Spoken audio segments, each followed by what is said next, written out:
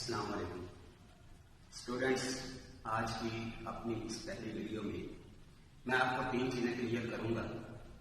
Number 1 پہ کتاب کا تعارف دوں گا کچھ، نمبر 2 پہ پیپروں میں نمبروں کی تقسیم کس حوالے سے ہوتی ہے، کیسے ہوتی ہے، وہ آپ کو کلیئر کروں گا، اور نمبر 3 پہ آج میں آپ کو سورہ انفال کا تعارف دوں گا۔ تو نمبر 1 پہ جو چیز تھی کتاب کا تعارف، اس میں دیکھ لیں کتاب کے 3 حصے ہیں۔ الجزء الاول میں من حلق القرآن سے، یعنی کہ یہاں پہ قرآن کا کچھ حصہ دیا گیا ہوگا، اور الجزء الثانی من حلق الحدیث ہے، اس میں احادیث سے کچھ حصہ آپ کی اس کتاب میں شامل ہوگا، اور نمبر 3 پہ موضوعاتی مطالعہ ہے۔ اس کے اندر 4 چیپٹر ہیں۔ نمبر 1 پہ قرآن مجید ہے۔ قرآن مجید کا اس چیپٹر کے اندر تعارف بیان ہوگا، اس کے بعد قرآن مجید کی حفاظت بیان ہوگی۔ نمبر 3 پہ قرآن مجید کے کچھ فضائل بیان ہوں گے۔ نمبر 2 پہ موضوعاتی مطالعہ کے اندر جو چیپٹر شامل ہے وہ ہے اللہ تعالیٰ اور اس کے رسول صلی اللہ علیہ وسلم کی محبت اور اطاعت، اور نمبر 3 پہ جو چیپٹر آپ کی کتاب میں شامل ہے وہ ہے علم کی فرضیت اور فضیلت، اور نمبر 4 پہ موضوعاتی مطالعہ کے اندر زکوٰۃ کا چیپٹر شامل ہے۔ اس کے اندر نمبر 1 پہ فرضیت آپ کو ملے گی، نمبر 2 پہ اہمیت، اور نمبر 3 پہ زکوٰۃ کے مصارف بیان ہوں گے۔ زکوٰۃ کے مصارف کن کو کہتے ہیں کہ جن پر زکوٰۃ خرچ کی جا سکے، اور یہ تو تھی کتاب، یعنی کہ کتاب کا تعارف۔ اب دوسرے نمبر پر میں آپ کو پیپر میں نمبروں کی تقسیم کے حوالے سے کچھ بتاؤں گا۔ تو نمبروں کی تقسیم میں آپ کے ٹوٹل پیپر کے اندر 6 سوال ہوتے ہیں۔ نمبر 1 پہ کوشچن نمبر جو 1 ہوتا ہے یہ کثیر الانتخابی سوالات کا ہوتا ہے، یعنی کہ MCQs کا یہ سوال ہوتا ہے، اور اس کے نمبر ہوتے ہیں 10۔ کوشچن نمبر جو 2 ہے وہ مختصر سوالات پر مشتمل ہوتا ہے، اور اس کے نمبر ہوتے ہیں 12۔ کوشچن نمبر جو 3 ہے وہ بھی مختصر سوالات پر مشتمل ہے، اور اس کے نمبر بھی 12 ہیں۔ کوشچن نمبر جو 4 ہے اس میں آیات کا ترجمہ کرنا ہوگا، اور اس میں نمبر ٹوٹل 8 ہیں آپ کے۔ کوشچن نمبر جو 5 ہے اس میں حدیث کا ترجمہ اور تشریح آپ نے کرنا ہوگا، اور اس کے نمبر 3 ہیں۔ کوشچن نمبر جو 6 ہے وہ آپ کے موضوعاتی مطالعہ میں سے ایک سوال آتا ہے، اور وہ نمبر 5 کا ہوتا ہے۔ تو اس طرح یہ تمام کو ملا کے یہ پورے کے پورے 50 نمبر بنتے ہیں۔ تو اب ہم سورہ انفال کا تعارف پڑھیں گے، کیونکہ یہ سورت آپ کے سلیبس میں شامل ہے۔ تو سورہ انفال کا مطلب ہوتا ہے مال غنیمت۔ تو سب سے پہلے آپ کو یہ پتا ہونا چاہیے کہ یہ قرآن مجید کے پارہ نمبر 9 میں شامل ہے، اور اس کے بعد اس سورت کا نمبر 8 ہے۔ اس میں ٹوٹل جو رکوع ہیں وہ 9 رکوع ہیں، اور اس کی ٹوٹل جو آیات ہیں یہ 75 آیات، یعنی کہ 75 آیات ہیں۔ تو انفال کا مطلب ہوتا ہے مال غنیمت۔ مال غنیمت کے ساتھ ایک دوسری چیز آپ کو یہ یاد رکھنی ہے کہ مال فے کس کو کہتے ہیں، مال غنیمت اور مال فے کا فرق کیا ہے۔ یہ تعارف کروانے کا مقصد یہی تھا کہ آپ کے MCQs جو ہیں وہ کلیئر ہو جائیں۔ تو مال غنیمت اس کو کہتے ہیں جو جنگ کرنے کے بعد حاصل ہو، اور مال فے جو مسلمانوں کو بغیر جنگ کے حاصل ہو جائے۔ مثال کے طور پر مسلمان جنگ کرنے کے لیے نکلے، اور کفار نے وہاں پہ مسلمانوں کا سامنا کیا، جنگ کی، دونوں کی طرف سے لڑائی کی گئی، تو جنگ کے بعد جو مسلمانوں کے ہاتھ جو مال لگے گا اس کو مال غنیمت کہتے ہیں، اور جو جنگ کے بغیر مسلمانوں کے ہاتھ مال آ جائے اس کو مال فے کہتے ہیں۔ مثال کے طور پر کفار ڈر کے بھاگے، انہوں نے جنگ کا سامنا، انہوں نے مسلمانوں کا سامنا نہیں کیا، یا انہوں نے جنگ نہیں کی، تو ویسے جو اپنا مال چھوڑ کر بھاگ گئے اور مسلمانوں کے ہاتھ وہ مال لگ گیا، ایسے مال کو مال فے کہتے ہیں۔ تو اس کے بعد کیونکہ اس صورت کے اندر غزوہ بدر کا ذکر ہے، تو غزوہ بدر کا بھی اختصار کے ساتھ آپ کو پتہ ہونا چاہیے۔ تو سب سے پہلے تو آپ کو یہ کلیئر ہونا چاہیے کہ غزوہ بدر یہ بدر نامی جو جگہ تھی وہاں پہ یہ لڑا گیا، اور یہ جو بدر نامی جگہ ہے یہ مدینہ کے جنوب مغرب میں واقع ہے، اور مدینہ شہر سے یہ 150 کلومیٹر کے فاصلے پر ہے۔ اس کے بعد یہ جنگ کب ہوئی اس کے بارے میں آپ کو علم ہونا چاہیے۔ تو یہ 2 ہجری 17 رمضان المبارک اور بروز جمعہ کو یہ جنگ ہوئی ہے۔ اس کے بعد آپ کو یہ بھی کلیئر ہونا چاہیے کہ مسلمانوں کی جو اس میں تعداد تھی وہ 313 تھی اور کفار کی جو تعداد مشہور ہے وہ 1000 تعداد اس میں بتائی جاتی ہے. اور اس کے بعد آپ کو یہ بھی کلیئر ہونا چاہیے کہ اس میں مسلمانوں کی جو شہادتیں ہوئی ہیں وہ 14 شہادتیں ٹوٹل ہوئی ہیں، جس میں 6 مہاجرین اور 8 انصاریوں کی شہادتیں تھیں. اس کے بعد جو کفار ان کے جو 70 لوگ قیدی بنے تھے اور 70 لوگ جو تھے وہ مقتول بنے تھے، یعنی کہ مسلمانوں نے ان کو قتل کر دیا. اور اس کے بعد یہ جو جنگ ہوئی بدر نامی جگہ پر، جس کو ہم غزوہ بدر کہتے ہیں، اس کی ڈیٹ آپ کو پہلے بتا چکا ہوں. تو یہ جو عربوں کی اس وقت کی جنگ ہوتی تھی، یہ ایسی جنگ نہیں ہوتی تھی کہ اس وقت پہلے شروع میں ہی اس وقت سے بھی پورے کے پورے لوگ حملہ کر دیں اور اس ادھر سے بھی پورے کے پورے لوگ حملہ کر دیں. نہیں، پہلے مبازرت ہوتی تھی، مبازرت کے بعد پھر وہ جنگ شروع ہوتی تھی. مبازرت کیا ہے؟ مبازرت یہ ہے کہ ایک قافلے سے کچھ بہادر لوگ سامنے آئیں اور وہ پکاریں کہ ہمارے مقابلے کا اگر کوئی سامنے ہے تو وہ ہمارا سامنا کرے. تو بہرحال کفار کے گروہ میں سے ایک جو عتبہ آگے بڑھا، شیبہ بڑھا اور ولید آگے بڑھا اور انہوں نے مبازرت کی. انہوں نے آواز لگائی کہ مسلمانوں میں سے اگر ہمارا کوئی مقابلہ کرنے کے قابل ہے تو میدان میں ہے. تو مسلمانوں کے گروہ میں سے عبیدہ، حمزہ اور علی رضی اللہ تعالیٰ عنہ ان کے مقابلے کے لیے آگے بڑھے تھے.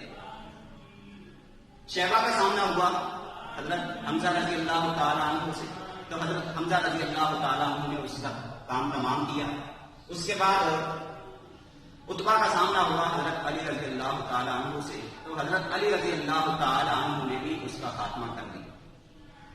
ولید کا سامنا ہوا تھا عبیدہ رضی اللہ تعالیٰ عنہ سے، تو ان کے بعد آپس میں چلے، انہوں نے ایک دوسرے کو زخمی کیا. لیکن کیونکہ عتبہ اور شیبہ سے حضرت علی اور حضرت حمزہ رضی اللہ تعالیٰ عنہ دونوں فری ہو چکے تھے، دونوں فارغ ہو کر انہوں نے بھی حضرت عبیدہ کی طرف رخ کیا اور انہوں نے ولید کا کام آگے تمام کر دیا.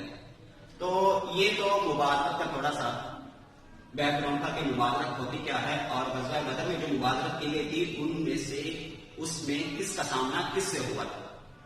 تو غزوہ بدر کا سبب کیا بنا؟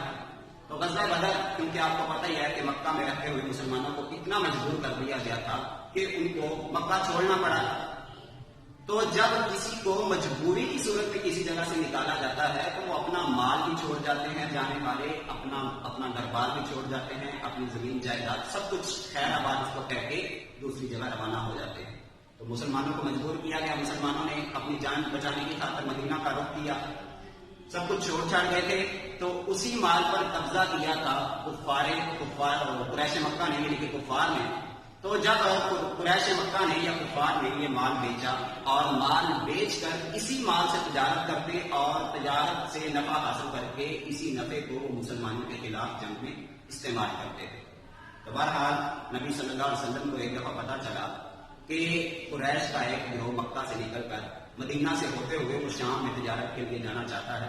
تو نبی صلی اللہ علیہ وسلم نے صحابہ کرام سے مشورہ کیا کہ ہم اس کو روکنا چاہتے ہیں اور ان سے یہی مال جو ہمارا ہی حقیقت میں مال ہے وہ واپس لینا چاہتے ہیں. لیکن نکلتے نکلتے جو ابو سفیان کا گروہ تھا وہ مدینہ کو کراس کر کے شام پہنچ چکا تھا. لیکن اس کے بعد دوبارہ پھر نبی اکرم صلی اللہ علیہ وسلم کو دوبارہ یہ خبر ملی کہ جو کفار کا گروہ ہے یہ شام سے تجارت ہو کر وہ تجارت کر کے یہ واپس مکہ کو روانہ ہونا چاہتا ہے. تو نبی کریم صلی اللہ علیہ وسلم نے پھر اپنے صحابہ کرام سے مشورہ کیا. لیکن اس دوسری طرف ابو سفیان کو بھی خبر پہنچ چکی تھی کہ مسلمان ہمارے گروہ کو روک کر ہم سے مال چھیننا چاہتے ہیں یا ہم سے مال لینا چاہتے ہیں. لیکن ابو سفیان نے رستہ بدل کر وہ تو مکہ کی طرف روانہ ہو گیا، لیکن ابو سفیان نے وہاں سے ایک اپنے دوسرے بندے کو مکہ میں خبر بھیجی تھی کہ مسلمان ہم سے مال لینا چاہتے. تو وہاں سے ابو جہل نے ایک گروہ ایک لشکر تیار کیا اور وہ مسلمانوں سے ابو سفیان کو بچانے کے لیے نکل پڑا تھا. لیکن ان کو پتہ چل بھی چکا تھا کہ ابو سفیان کا جو قافلہ ہے یہ بچ بچا کے مکہ میں پہنچ چکا ہے، اور ابو جہل کے گروہ سے کچھ لوگوں نے اس کو بولا بھی کہ ہم جس مقصد کے لیے نکلے تھے وہ مقصد ہمارا پورا ہو چکا ہے، تو اب ہمیں جنگ کیے بغیر واپس چلے جانا چاہیے۔ لیکن ابو جہل مغرور تھا، اس میں تکبر اور کبریائی بڑی ہوئی تھی، تو اس نے کہا ہم ایسے واپس نہیں جائیں گے، مسلمانوں کا آج ہم کلہ کما کر کے جائیں گے، مسلمانوں کی جڑ اکھاڑ کے جائیں گے۔ تو بہرحال وہ بدر نامی جگہ پر پہنچا، بدر نامی جگہ پر پہنچ کر اس نے ایک اچھی سی جگہ دیکھ کر وہاں پہ پڑاؤ ڈالا۔ نبی اکرم صلی اللہ علیہ وسلم بھی اپنا قافلہ لے کر بعد میں وہاں پر پہنچے تھے، تو ایک اچھی جگہ دیکھ کر ابو جہل کا جو قافلہ تھا وہاں پہ پڑاؤ ڈال چکا تھا، لیکن کیونکہ نبی کریم صلی اللہ علیہ وسلم بعد میں پہنچے تھے اپنے قافلے کے ساتھ، تو ان کو ایک ایسی جگہ پر پڑاؤ کرنے کے لیے جگہ ملی جو اتنی مناسب نہیں تھی، وہاں پہ گرد و غبار تھا، وہاں پہ چلنا بھی مشکل تھا، لیکن بہرحال اللہ تعالیٰ نے مسلمانوں کی مدد کرنی تھی۔ تو ہوا یوں کہ جو کفار کی جگہ تھی وہ نیچے تھی اور صاف ستھری تھی، لیکن مسلمانوں نے جس جگہ پر پڑاؤ ڈالا وہ اوپر تھی، اور وہاں پہ گرد و غبار اور ریت وغیرہ بہت تھی، جگہ پر چلنا بھی مشکل تھا، لیکن اللہ تعالیٰ نے مسلمانوں کی مدد اس طرح سے کی کہ بارش وہ آسمان سے پانی برسایا، پانی برساتے ہی مسلمانوں نے اپنی ضرورت کے تحت اس پانی کو جمع کر لیا، لیکن جو زیادہ پانی تھا وہ نیچے آ کے ان کی جگہ پر جمع ہو گیا اور وہ مشکل کفار کے لیے بن گئی تھی۔ تو بہرحال یہ اختصار کے ساتھ مسلمانوں کی ایک طرح سے مدد کی گئی تھی، پھر اللہ تعالیٰ نے اس جنگ کے اندر فرشتوں کے ذریعے سے بھی مدد کی تھی، پھر اس جنگ کے اندر اللہ تعالیٰ نے مسلمانوں پر نیند نازل کر کے، اونگ نازل کر کے بھی مسلمانوں کی مدد کی، کیونکہ آپ لوگ جانتے ہیں کہ جب شدید خوف ہو تو نیند تب نہیں آتی، لیکن اللہ تعالیٰ نے مسلمانوں پر نیند اور اونگ نازل کر کے مسلمانوں کی مدد کی تھی۔ اور آپ کو پتہ ہی ہے کہ یہ جنگ 17 رمضان اور 2 ہجری بروز جمعے کو ہوئی تھی، لیکن جیسا کہ آپ کو پہلے بتا چکا ہوں کہ یہ تاریخ بھی آپ نے یاد رکھنی ہے، اور یہ جنگ 17 کو ہوئی، لیکن 17 سے پہلے والی جو رات تھی اس رات نبی کریم صلی اللہ علیہ وسلم نے اللہ تعالیٰ سے رو رو کر دعائیں کی تھی کہ اے اللہ تعالیٰ، اگر آج کے دن تیرے یہ چند چنندہ مسلمان، چند گنتی کے یہ مسلمان، چند تجھ کو ماننے والے اگر اس دنیا سے چلے گئے تو آج کے بعد اس دنیا میں تیرا نام لینے والا کوئی نہیں رہے۔ تو بہرحال پھر اللہ تعالیٰ نے مسلمانوں کی مدد کی تھی، اور آپ کو پتہ ہی ہے کہ یہ جنگ سے ایک روز پہلے بھی نبی کرم صلی اللہ علیہ وسلم نے میدان بدر، یعنی کہ جہاں پہ جنگ بدر لڑی گئی، وہاں کا معائنہ کیا، اور مختلف جگہوں پر کی طرف اشارے کرتے ہوئے نبی کریم صلی اللہ علیہ وسلم نے یہ بتایا تھا کہ اس جگہ پر فلاں کافر مرے گا، اس جگہ پر فلاں مرے گا، اور اس جگہ پر فلاں مرے گا۔ اور یہ ایسا ہی ہوا تھا کہ جہاں پر نبی کریم صلی اللہ علیہ وسلم نے جس جگہ پر اشارہ کیا تھا ان کی موت بھی وہاں پر ہی ہوئی تھی، کیونکہ نبی کریم صلی اللہ علیہ وسلم اللہ تعالیٰ کے برگزیدہ پیغمبر تھے، تو اللہ تعالیٰ نے اسی حکم کو پورا کیا تھا، اور آپ نے بتایا بھی اسی لیے تھا کیونکہ آپ کو وحی کے ذریعے سے پہلے بتا دیا گیا تھا۔ اور اس کے بعد ایک تو مدد ہوئی مسلمانوں کی فرشتوں کے ذریعے سے، ایک مدد ہوئی اونگ اور نیند کے ذریعے سے، ایک ہوئی بارش کا پانی برسا کر، اور ایک طرح سے اور بھی اللہ تعالیٰ نے مدد کی تھی، اور وہ مدد یہ تھی کہ مسلمانوں کا جو روب تھا، جو دبدبا تھا، وہ کفار کے دلوں پر قائم کر دیا تھا۔ حالانکہ مسلمان تعداد میں 1/3 کم تھے، اور جو اسلحے میں وہ 1000 گنا مسلمانوں کی کمی شمار کی جاتی ہے، تو اتنی تعداد کم ہونے کے باوجود مسلمانوں کی اللہ تعالیٰ نے مدد کی، اور مسلمانوں نے ثابت قدمی دکھائی، اور ثابت قدمی دکھانے کے بعد مسلمانوں کو فتح نصیب ہوئی۔